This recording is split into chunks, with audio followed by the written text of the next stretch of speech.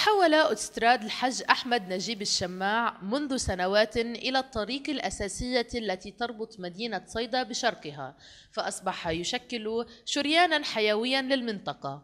ومنذ أيام تفاجأ المواطنون بوضع علامات على الطريق تمهيدا لحفر الإسفلت، حيث ستقوم وزارة الاتصالات بتمديد كابلات خاصة بها، مما سيتسبب حتما بتخريب الطريق بعد حفرها، خصوصا وأن أهالي مدينة صيدا وضواحيها يعانون يوميا من هذه المشكلة المتمثلة بسوء تنفيذ الأشغال من قبل المتعهدين.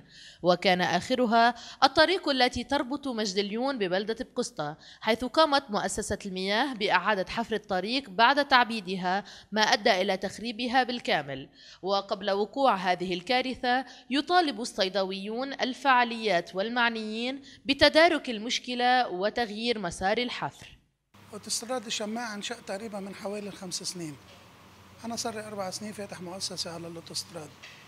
حركة الاوتوستراد أصبحت من خلال السنتين الماضيين كتير قوية.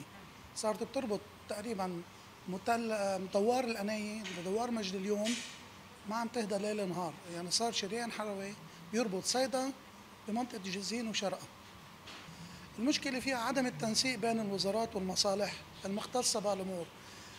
بيحفروا الطريق بزفتوها، بينسوا المي، بيرجعوا بيحفروا المي، بينسوا، بيرجعوا بيقولوا التليفون، بينسوا التليفون، بيرجعوا بيشتغلوا بالكهرباء. يعني عندنا مشكلة عم نعاني منها بكل طرقات لبنان.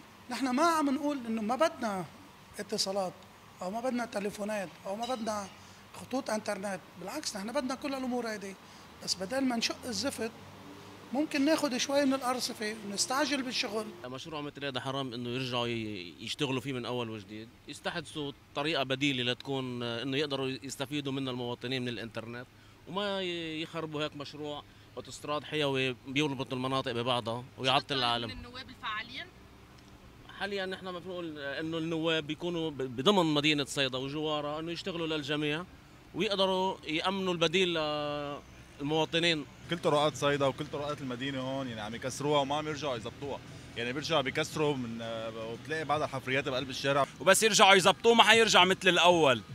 يعني الله يسترنا، اذا لمبه مش حاطين زفت بدهم يحطوا. انه هذا شريان حيوي للمدينه وما لازم ينحفر، وكل شيء عم ينحفر ما عم يرجع يتصلح. مثل كمان طريق بقسطة انحفرت وبعدها زفتت اول شيء، رجعوا حفروها ليظبطوا ورجع بعدها مثل ما هي.